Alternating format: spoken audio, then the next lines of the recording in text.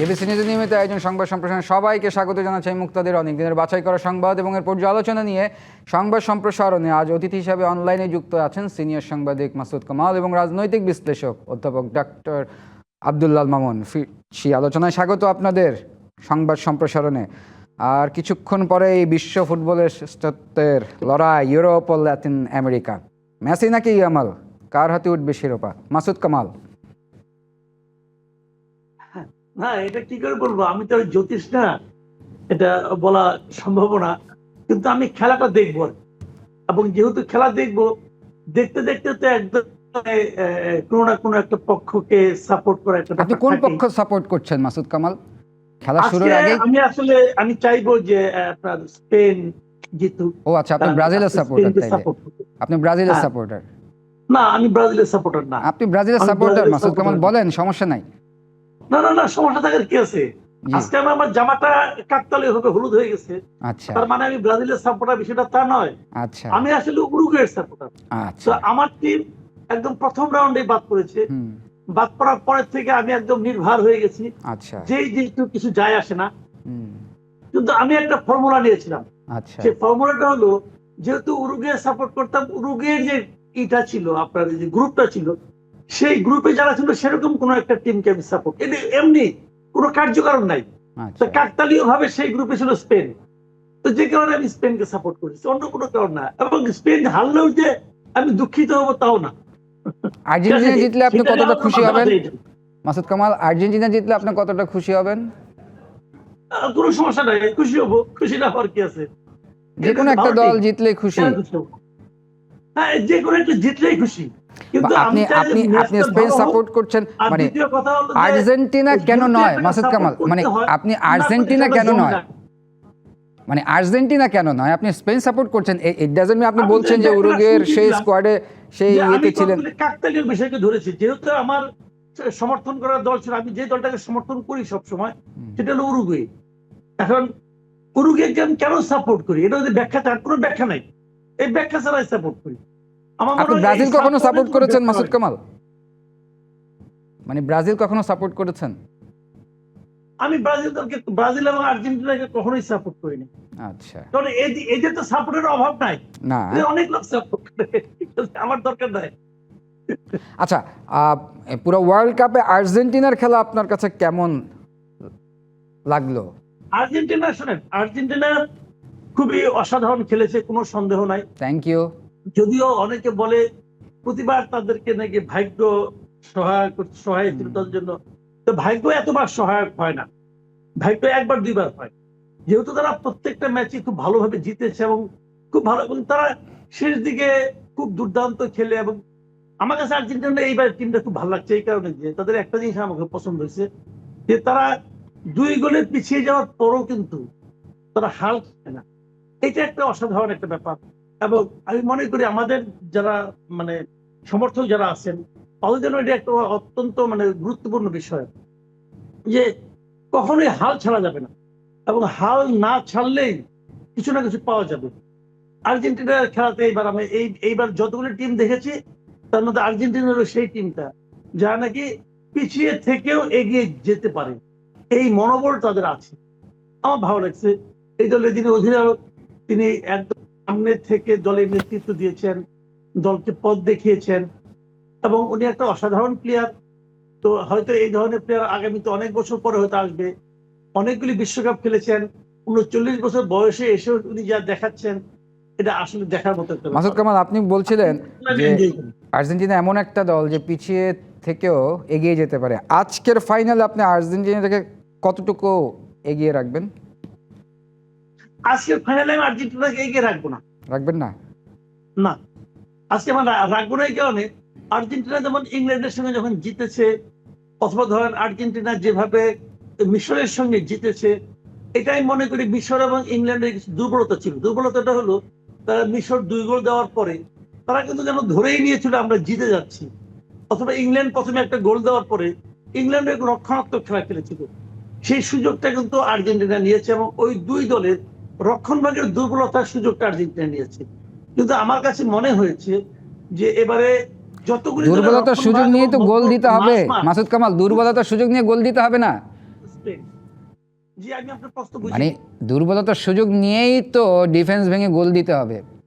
আমি তো সেটাই বললাম যে ওই দুর্বলতাটা মিশর এবং ইংল্যান্ডের যতটুকু ছিল, আমি পুরো খেলা পুরো টুর্নামেন্টে স্পেনের মধ্যে সেই দুর্বলতাটা দেখিনি।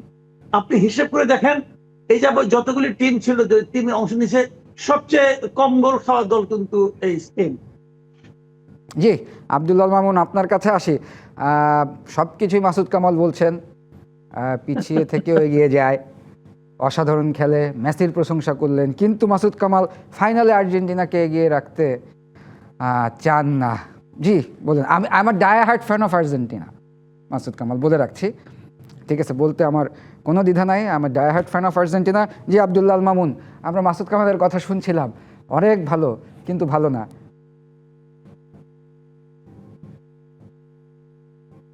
জি আব্দুল্লাহ মামুন, শুনতে পাচ্ছেন? আমি শুনতে পাচ্ছি, আমাকে শুনতে পাচ্ছেন? জি শুনতে পাচ্ছি। আমার প্রশ্নটা নিশ্চয়ই আপনি শুনেছেন, যে মাসুদ কামাল বলছিলেন আর্জেন্টিনার খুব প্রশংসা করছিলেন, মেসির শুনেছি, এবং প্রশংসা আসলে কি করছিলেন। উনি জি আসলে আমার দাদা বাড়ি তো আর্জেন্টিনায়, এটা একটা আচ্ছা সমস্যা।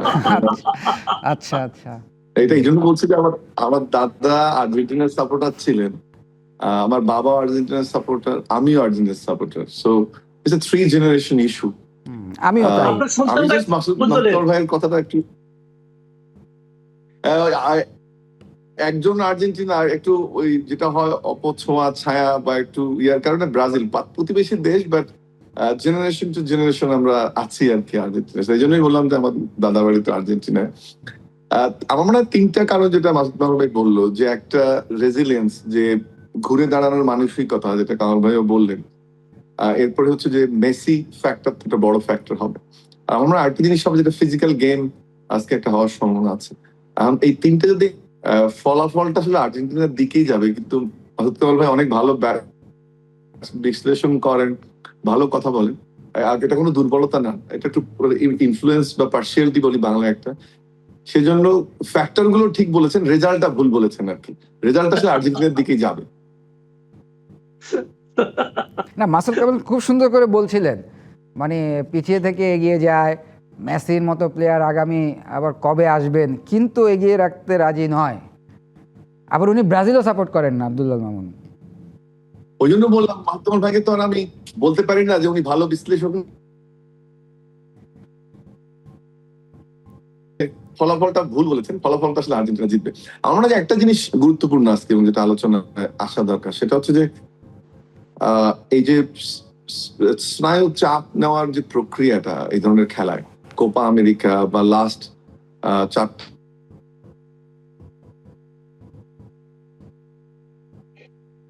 ঘুরে দাঁড়ানো, এটা কিন্তু আজকে একটা বড় ফ্যাক্টর হয়ে দাঁড়াবে। সো এই জায়গাটাতে কিন্তু এক্সপেরিয়েন্স জায়গাটাতে বলছে, এক্সপেরিয়েন্সের জায়গাটাতে খুব নিউট্রালি বললে স্পেনের চেয়ে যোজন যোজন এগিয়ে কিন্তু আর্জেন্টিনা। এবং আজকে যদি চাপ থাকে, আমার মনে হয় যে সেই চাপটা বেশি থাকবে স্পেনের উপরে, আর্জেন্টিনার উপরে নয়। কারণ দেখেন, মেসি রিটায়ার করে ফেলবে অনেকে ভাবছিল, মেসিও নিশ্চিত ছিল না। আমি বলছি এটা বোনাস, আর্জেন্টিনা এই জায়গাটা অ্যাচিভ করেছে। বাট এবারে যদি আপনি এক্সপেকটেশনে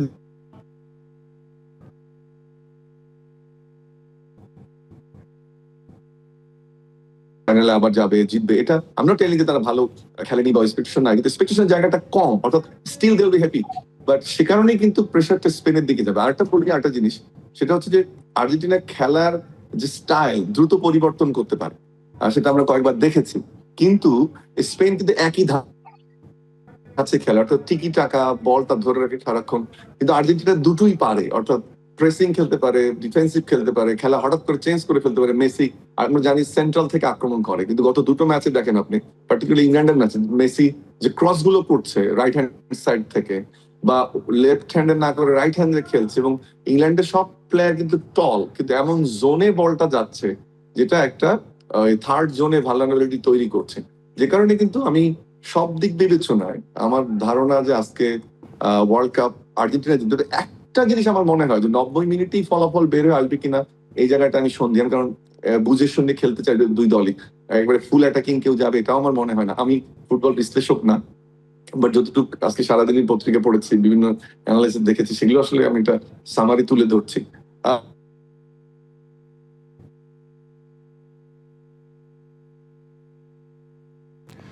জি, আমরা একটা উনি- বিরতি দিব।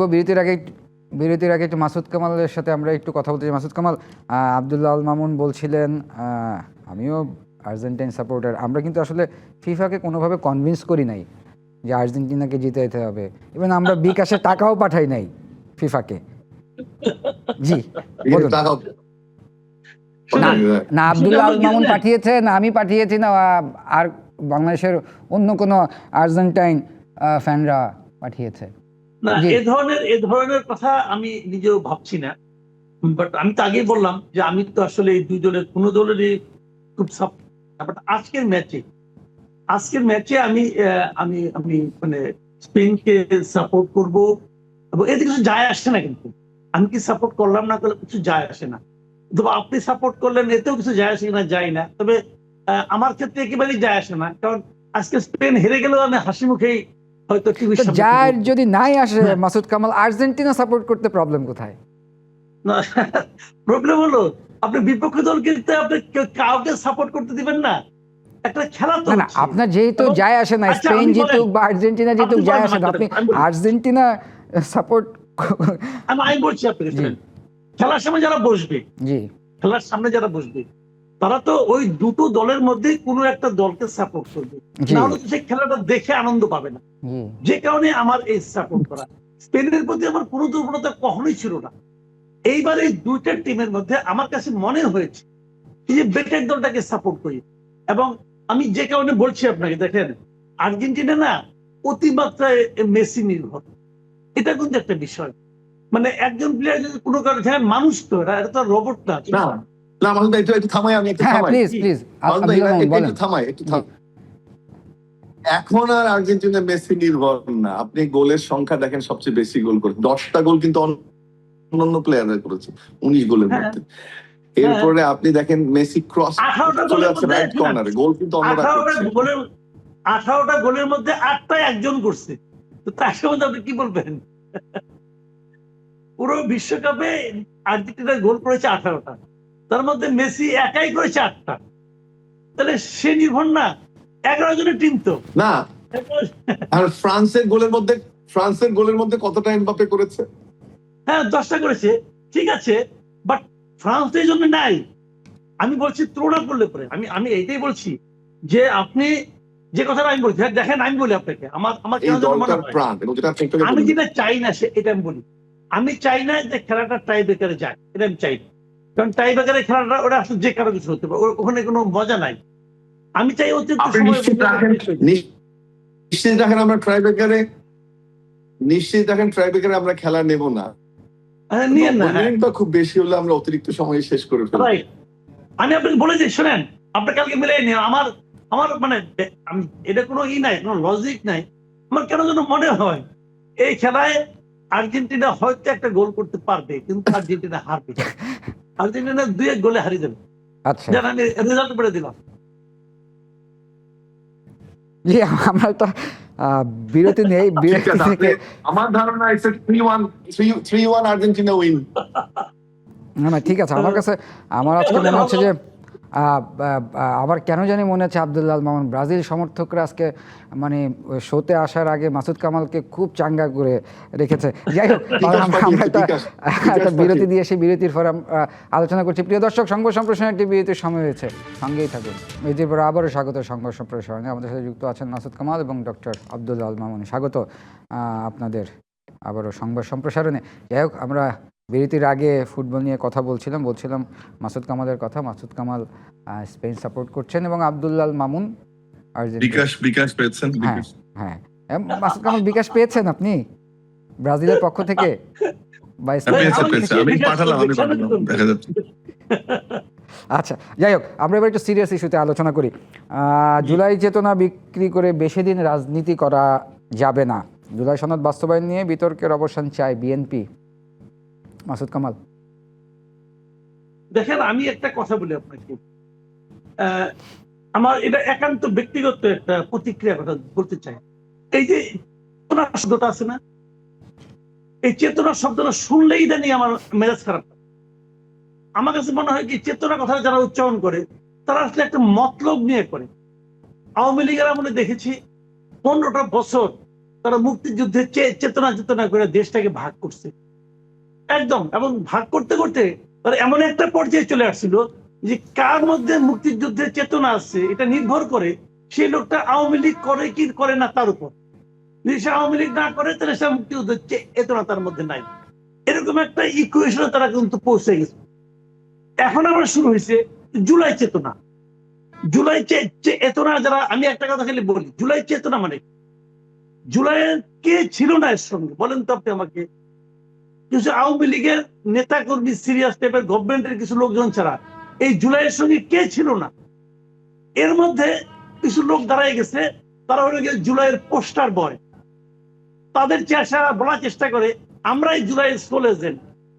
হ্যাঁ, এবং এই লোকগুলি তাদের ব্যক্তিগত কর্মকাণ্ড এবং তাদের জীবনচারণ এবং তাদের বিরুদ্ধে যে সমস্ত অভিযোগ উত্থাপিত হয়েছে বিভিন্ন সময়ে, এইগুলি মিলিয়ে এই লোকগুলি যখন নিজেরা দাবি করে যে আমরাই জুলাইয়ের পোস্টার বয় অথবা একটা ভাব নেয়, তখন কিন্তু তাদের কারণে জুলাইটাই কিন্তু মানুষের কাছে এখন একটা বিতর্কিত বিষয়ে পরিণত হচ্ছে।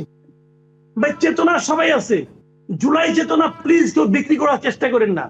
জুলাই চেতনা কোনো একক মালিকানা কাউকে দেওয়া হয় নাই।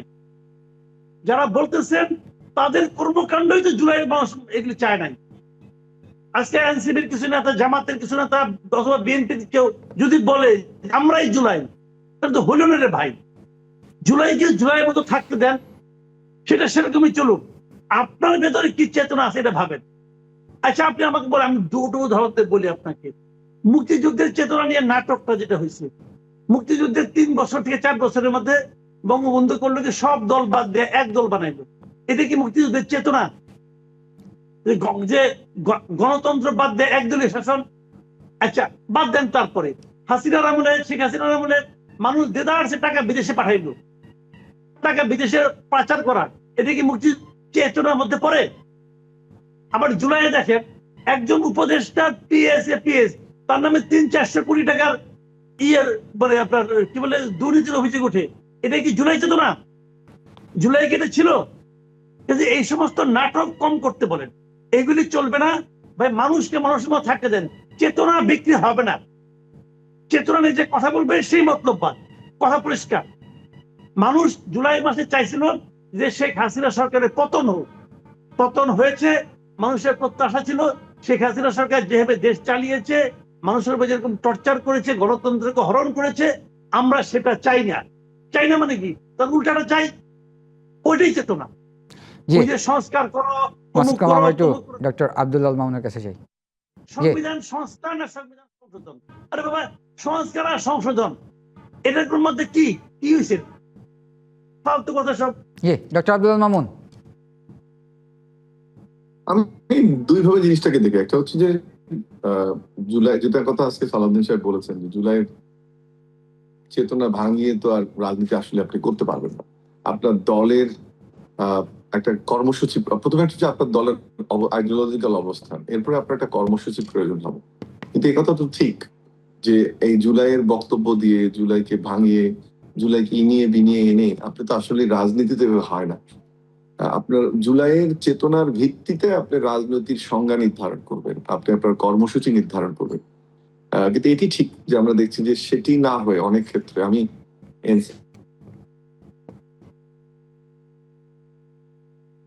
নির্বাচনের আগে যে একটা কর্মসূচি থাকবে, কিভাবে রাষ্ট্র ক্ষমতায় আছে, তারা কি করবে, এইটা দিতে কিন্তু আমি মনে করি যে দেরিও হয়েছে একদিক থেকে, এবং একটু ঠিক ক্লিয়ার আমি না। এবং যখন জামাত ইসলামের সঙ্গে যোগ দিল, এটা একটা অনেক বড়, আমার চেতনায় বা আমার যে ধারণা হয়েছিল যে যেভাবে হয়তোবা এই তরুণরা রাজনীতি করবে, তাতে অনেক বড় ধাক্কা লেগেছে। আরেকটা হচ্ছে যে ব্যক্তিগত পর্যায়ে, যেটা কামাল ভাই বললেন, যে ব্যক্তিগত পর্যায়ে আমরা জুলাইয়ের চেতনা, তো যে কোনো চেতনাটাকে প্রথম আপনি ব্যক্তি চরিত্র ব্যক্তিগতভাবে ধারণ করবেন, এরপরই না আপনি সেটাকে দলীয় পর্যায়ে নিবেন, রাষ্ট্রীয় পর্যায়ে নিবেন, রাষ্ট্র পরিচালনার ক্ষেত্রে নিবেন। সেই জিনিসটা কিন্তু আসলে এক ধরনের বলবো যে কুঠারাঘাত হয়েছে তার শুরুতে, এবং যে কারণে কিন্তু আজকে এই প্রশ্নগুলো আসছে, জুলাইয়ের চেতনাকে ধারণ করে রাজনীতি করা না করার প্রসঙ্গটা আসে। আরেকটা জিনিস আমি বলতে চাই যে রাজনীতিকে ডিফাইন করার বাইরে যে সাধারণ মানুষকে এর সাথে, বিএনপি তো তারা বলছে আমরা জুলাই ছিলাম, আসলে বড় অংশই ছিল, নেতৃত্ব দিয়েছে, পেছন থেকে দিয়েছে। রাজনীতি তার 27 দফা, তারপরে আপনার 31 দফা, তার ভিত্তিতেই গেছে। কিন্তু যেটা কিন্তু এনসিপির ক্ষেত্রে আমরা দেখিনি। এরপরে আসে যে জামাত ইসলামের ক্ষেত্রেও জামাত এবার লেজে গোপরে অবস্থা তৈরি হয়েছিল নির্বাচনের আগে। তারা ইসলাম না জুলাই, জুলাই না ইসলাম, সামনে এগুলোর পথ কি হবে, সবকিছু মিলে সেই জায়গাটাও ক্লিয়ার হয়নি। এবং যে কারণে আমি যেটা মনে করি এই বক্তব্যের পর যেটা খুব গুরুত্বপূর্ণ, যে প্রত্যেকটি দলেরই তার রাজনীতিকে ডিফাইন করতে হবে, তার কর্মসূচি তৈরি করতে হবে, মানুষের কাছে যেতে হবে। এই জুলাইয়ের ফাঁকা বুলি আউড়িয়ে আসলে রাজনীতি করা সম্ভব হবে না সামনে। জি, আব্দুল্লাহ মামুন, আমরা শেষ পর্যায়ে, আমাদের শেষ করতে হবে। আমরা শেষ করার আগে আরেকবার একটু মাসুদ কামালের কাছে যাই। মাসুদ কামাল, খেলা একটু পরেই শুরু হবে। আমি এবং আব্দুল্লাহ মামুন আরো যারা মাইন্ড চেঞ্জ করে আর্জেন্টাইন ফ্যান আছে, আমরা আশা করব খেলা দেখে আপনি কোনো একটা সময় হয়তো আর্জেন্টিনাকে সমর্থন দেবেন। শুনেন, আমি সমর্থন দিলে নিশ্চয়ই। আর্জেন্টিনার খেলায় কোনো পরিবর্তন হবে তা তো নয়, না না, দেবেন। আর আমি সমর্থন না দিলে আর্জেন্টিনার ক্ষতিগ্রস্ত হবে তাও নয়, কারণ এই দেশের কোটি কোটি লোক আর্জেন্টিনাকে সমর্থন করবে। জি, আমরা চাই কোনো কোটি সন্দেহ কোটির নেই। মধ্যে আপনিও আজকে খেলা দেখে সেই কোটির মধ্যে আপনিও একজন থাকেন। কি আব্দুল্লাহ মামুন, ঠিক নয়? যে সেই কোটি কোটি দর্শকের মামুন ভাই মধ্যে বলেন। মাসুদ কামালও থাকুক, খেলা দেখে কোনো একটা সময় আর্জেন্টিনা পক্ষে যায়। এরকম আপনি অবাধ যুক্তির পরে সমর্থন করবেন। পক্ষে হয়ে যাবেন। এবং জি, আপনি 3 ধন্যবাদ মাসুদ কামাল, ধন্যবাদ আব্দুল্লাহ মামুন। প্রিয় দর্শক, এই ছিল সংবাদ সম্প্রসারণে। ডিভিসির সঙ্গেই থাকুন।